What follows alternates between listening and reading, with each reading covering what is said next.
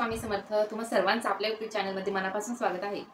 भरपूर दिवसानंतर व्हिडिओ येत आहे, कारण हे तसंच आहे, सगळ्यांना माहिती आहे. मागे एक व्हिडिओ टाकला होता की मी प्रेग्नेंट आहे म्हणून, आणि थेट मी आता डिलिव्हरीनंतर व्हिडिओ बनवत आहे. भरपूर दिवस झाला, कारण की बाळासोबत मॅनेज करणं थोडं कठीण होऊन जातं.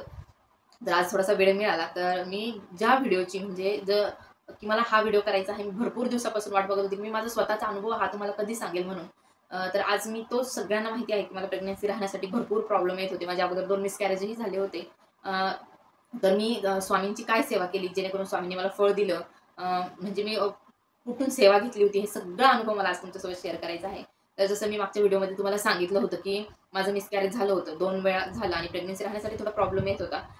जेव्हा आपल्याला प्रेग्नन्सी राहत नाही, खूप कठीण असतात ते, की आपली ट्रीटमेंट चालू आहे आणि आपण इव्हन आजूबाजूचे लोक असो की त्या बाईला काही काही बोलणं आणि तिला इतकं टॉर्चर करणं की तिला स्वतःलाच एक हे वाटणं की मी का आई होऊ शकत नाही. असं भरपूर स्त्रियांसोबत होत असेल, आणि मी तर स्वामींना प्रार्थना करते की कोणत्या स्त्रीला ह्या सुखापासून वंचित नको ठेवायला.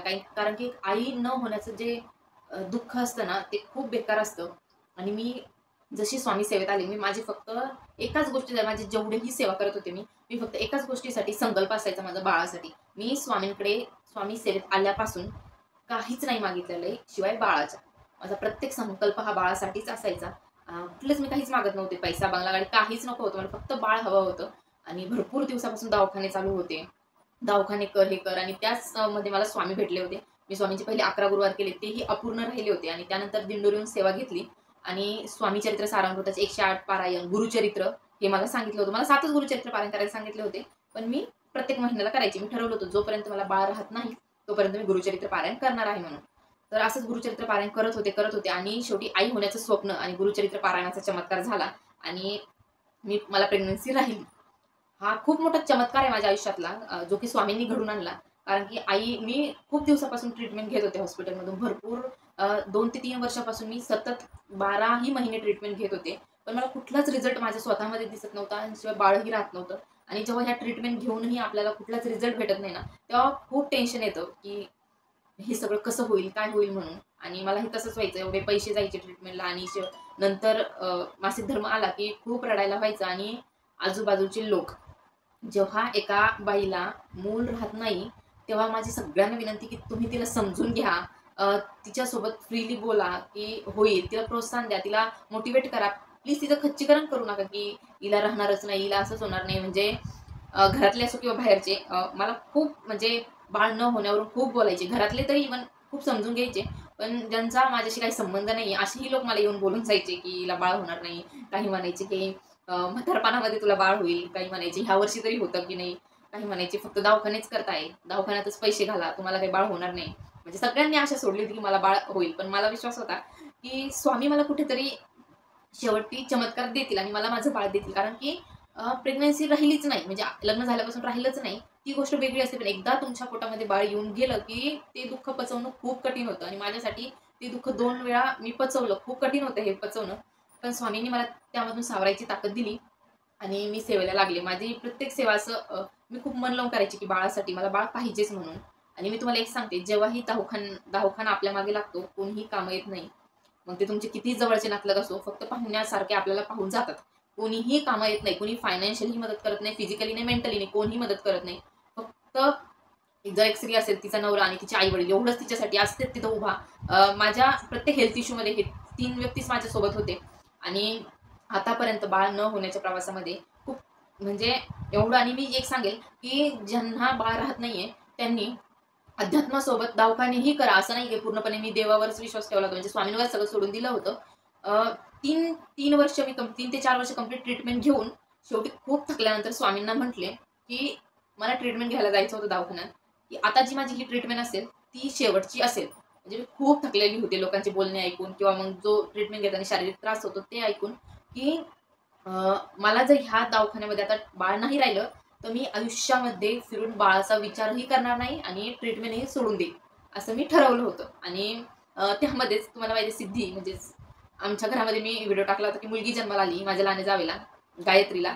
तर तिच्या पावलाने माहिती नाही काय झालं म्हणून कोणता चमत्कार झाला. मी एवढ्या 4-4, 5-5 हजाराचे इंजेक्शन घेऊन सुद्धा मला प्रेग्नन्सी राहिली नाही. तिथे पुढे मला फक्त आणि फक्त 4च गोळ्या होत्या खायच्या. त्या गोळ्यांनी मला प्रेग्नन्सी राहून गेली. आणि माझ्या मते तरी असं आहे की आमच्या सिद्धीचा जन्म म्हणजे साक्षात आमच्या घरामध्ये लक्ष्मीच आली, कारण की तिच्या येण्याने, तिच्या जन्मानंतरच, तिच्या जेव्हा 5वा दिवस होता तिच्या ह्या जगात येऊन, त्याच दिवशी मला कळलं होतं की मला प्रेग्नन्सी राहिली म्हणून. आणि प्रेग्नन्सी राहिली त्यानंतरचाही प्रवास माझ्यासाठी अजिबात सोपा नव्हता. म्हणजे 9 महिन्यातले एक दिवस खूप चॅलेंजिंग होता माझ्यासाठी, खूप म्हणजे खूप चॅलेंजिंग होता. फक्त एवढंच सांगेल काय चॅलेंजेस होते माझे प्रेग्नन्सी नंतर, हे तर मी तुम्हाला दुसऱ्या व्हिडिओमध्ये सांगेलच. पण आता आई व्हायचं की एखाद्या स्त्रीला जर बाळ राहत नसेल तर प्लीज तिला खूप समजून घ्या. खूप वाईट वाटतं की जेव्हा आपण मातृत्वाच्या सुखाला कुठेतरी चुकतो, असं वाटतं. आणि त्यामध्ये माझ्या 2 जावा, गायत्री आणि अजून एक, त्यांना बाळ राहिलं होतं. तर मी खूप खुश होते. मला काही प्रॉब्लेम नव्हता की त्यांना बाळ माझ्या अगोदर राहिलं, त्यांचं आत्ताच लग्न झालंय. पण लोकांची अशी मानसिकता होती की मला वाईट वाटतंय त्यांना मूलबाळ राहिलं म्हणून. म्हणजे हसायला पण येतं मला की ते एक लोकं म्हणतात की तुम्ही जळतायत. तर त्या भावनेने मला पकडलं जायचं की मला बाळ होत नाही म्हणून मला त्यांच्याविषयी वाईट वाटतंय की मला झालं नाही, असं तसं भरपूर काही ते बोलले. आणि शेवटी कोण कुठेही काही बोललं तरी ते आपल्याला कळतंच. तर ते मला कळालं की त्यांना बाळ राहिलंय म्हणून मला वाईट वाटतंय. असं आपण कोणीही लोकांच्या तोंडाला हात लावू शकत नाही. मारणाऱ्याचा हात धरला जातो, पण बोलणाऱ्याचं तोंड नाही. तसं झालं की त्यांना बाळ झालं आणि त्यांचं असं त्यांना आजूबाजूच्या लोकांना, पाहुण्यारांना असं वाटायचं की यांना, हिला वाईट वाटतंय म्हणून. आणि टॉन्ट कोणतेही फॅमिली फंक्शन असो, मी फक्त एकच सांगेल की जवळचेच लोक आपल्याला टॉन्ट मारतात. कुणी तर मला एवढं सुद्धा बोललंय की घर, गाडी, बंगला हे काही नसतं, बाळच सर्वस्व असतं. आम्हाला मुलं झाली, आमचे संसार झाले, तुम्ही अजून तसेच आहात. या अशा गोष्टी आपल्याला बोलल्या जातात. पण ज्यांनाही ह्या फेसमधून जे कोणी जात असेल, मी त्यांना एवढंच सांगेल की संयम ठेवा आणि स्वामींवर पूर्णपणे विश्वास ठेवा. स्वामी शेवटच्या क्षणी का होईना चमत्कार करतात. आणि जो की माझ्या बाबतीत झाला. आई होण्याचं सुख, ह्या सुखाला मी वंचित झाले होते, पण स्वामींनी मला ते दिलं. आणि माझ्या आयुष्यात फक्त आणि फक्त सेवेमुळेच मला आज हे भेटलंय. गुरुचरित्र पारायण असो, स्वामीचरित्र 108 पारायण असो, आरती दररोजची असो. आणि मी एक सेवा केली होती, बाळकृष्णाच्या मूर्तीवर दररोज श्री सूक्त 16 वेळा आणि पुरुष सूक्त 16 वेळा याचा मी अभिषेक करायचे. दररोज तीर्थ मी प्यायचे. आणि आपला जो रुद्राभिषेक आहे तो मी संध्याकाळी करायचे. 2 अभिषेक माझे कंटिन्यू होते. जोपर्यंत मला प्रेग्नन्सी राहत नाही तोपर्यंत मी हे अभिषेक केले.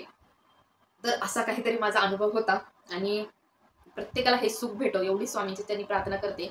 आणि व्हिडिओ कसा वाटला हेही मला नक्की सांगा. श्री स्वामी समर्थ.